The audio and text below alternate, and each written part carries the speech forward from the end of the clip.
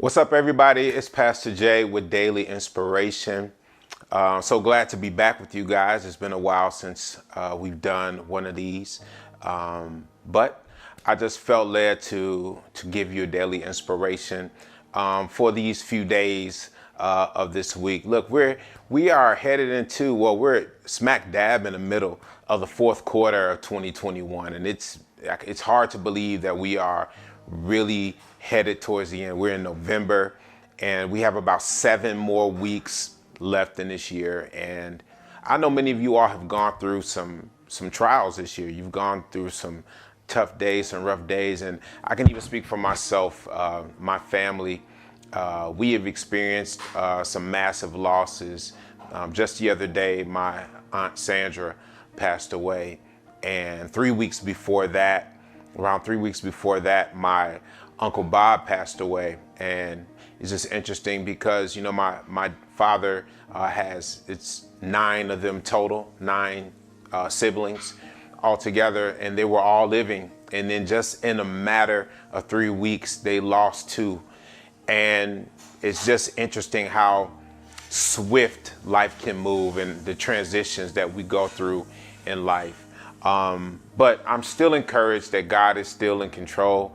God is still on the throne, and that God still has some things that he wants to do even before the end of this year. Can I get a witness out there who still believes that God can move in these next 7 weeks? And I actually believe that God is about to do something spectacular in the next 7 weeks. I truly believe that. I know that, you know, this time of year, heading into the holidays, many people have what's considered like the holiday blues. A lot of people experience some sort of depression or some kind of mental anguish because of loss, or, you know, they may have lost a parent or a loved one, or they just begin to reflect on things that happened in a year, and they're thinking about where they are right now, and they're comparing it to where they were last year. And some people may feel like they have not advanced enough, or they may not feel like they're in a position to do something better. They may feel like, what's the point of making a New Year's resolution? I just want to encourage you right now. I want to encourage you that with these next 7 weeks, I want you to really seek a turnaround. I want you to really seek it and say it and speak the turnaround that is going to happen in your life. I've been talking this year about the quantum leap. We talked about that this summer. And today I want to just give you a few nuggets. I spoke a message just the other day online about the audacity of faith. And I talked about the story of Jabez in the book of 1 Chronicles, the 4th chapter, beginning at the 9th verse. And when we look at this story of Jabez, if you look at the verses that led up to his story, it was all talking about lineage. But when it got to that 9th verse in the book of 1 Chronicles, the 4th chapter, it stopped for 2 verses to detail out a story about this man named Jabez. Like, it was like the Bible literally was like, let's take a pivot here and input this story here to encourage somebody. Now, I want you to really think about this, because Jabez had the audacity to ask God for something big. He really had the audacity. He went out of his way to ask for something that he didn't have. And so I want to just read the definition of audacity that I have written down here. It can be defined as boldness, daring, especially with confident or arrogant disregard for personal safety, conventional thought, or other restrictions. I want you to get something in your mind for the next 7 weeks that's not going to be the conventional thought. I want you to blow past your conventional thought. And so I want us to, in the next few minutes, I want to just kind of dissect a little bit about what Jabez actually asked for, how he was actually audacious. And so the first thing it said is that Jabez was honorable. And so I believe that as I'm talking to you, I'm talking to people who are honorable. I'm talking to people with high character. I'm talking to people with high integrity. I believe if you're watching this right now, that you're a person who is trustworthy, that you're a person who is trusted, that you are a person that is held in high regard by many people. It may not feel like it. It may not seem like it sometimes, but when people get into a room and they actually ask about you, they say, that's a good person. That's a person I know I can trust. And so Jabez was a person who was honorable. He was held in high regard. He had credit worthiness in the eyes of God. And so the first thing that Jabez asked for was for God to bless him. So I want us to get in our minds of how we want God to bless us, right? So now that we know we're honorable, now I want us to get into our mind like, Lord, bless me. I need you to bless me. So he's off from the beginning, like he's saying, I need you to bless me. I need you to bless. He's a straight shooter. He's going right for the gusto, and he's being very clear in his communication to God. I want to just put a pause right there. Some of you all have not been clear in your communication to God. You've been very vague. You've been beating around the bush. You've been kind of, however you do it, God, I'll be satisfied. Or you'll say it and then you take it away. Have you ever been around someone who's been trying to ask you something, but in the next phrase, they basically cancel out what they're asking for by saying, but it's okay if you can't do it. It's all right if you won't do it. Jabez didn't come to God like that. He said, I need you to bless me. So I want you to write that in the chat. Say, Lord, I need you to bless me. Put that in the chat. Say, Lord, I need you to bless me. Second thing he did, he said, I need you to enlarge my territory. Right? So what does territory mean? Not just the land that you live on, not just the house that you have, not just the car that you drive, but it's your ideas.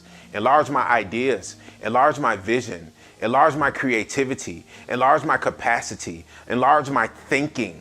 Enlarge my influence. Enlarge the things that make me who I am. Make the thing bigger. Enlarge everything around me. Third thing he said, I need you to keep your hand upon me, to keep the evil from me and remove this pain away. What's interesting about Jabez is that his name actually meant pain. Yes, his name meant pain. Some of you all have gone through so many painful moments. Your life has literally been riddled with pain. Some of you all since childhood have gone through painful moments. You may have been molested. You may have been abused. You may have been taken advantage of.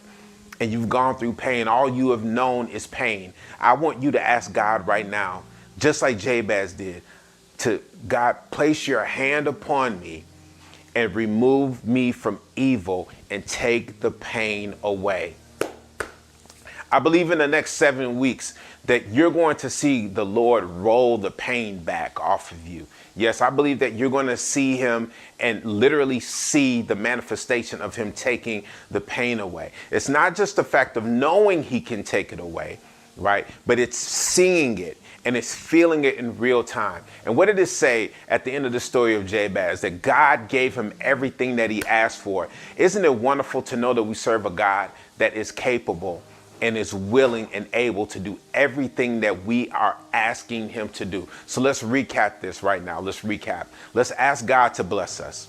We're not asking other people to bless us. We're going to God. We're being direct. We're being straight shooters, and we are asking God to bless us. Number 2, we are asking God to enlarge our territory, to enlarge our influence, to enlarge our creativity, to enlarge our capacity, to enlarge our thoughts, to enlarge our minds. We're asking for the enlargement. The third thing we're asking for is for his hand to be upon us and to remove us from this pain that we have been in.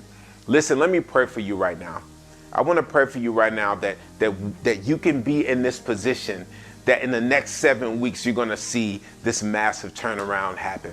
God, I thank you right now for each person who is watching this right now. I thank you that they are honorable people. I thank you they are people of high character, of high esteem, oh God, that you see them favorably, oh God, that you see them as people who are favored, and that they're going to use their faith. They're going to utilize their faith and to activate the favor that may be lying dormant on the inside. God, I thank you as they begin to ask you to bless them. I pray, God, that you will bless them.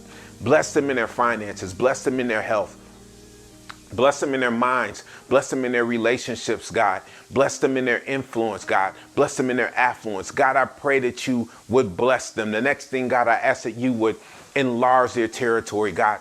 Enlarge their territory, enlarge their mind, enlarge their thinking, their creativity, oh God. Enlarge everything around them. And thirdly, God, I ask that you would keep your hand upon us.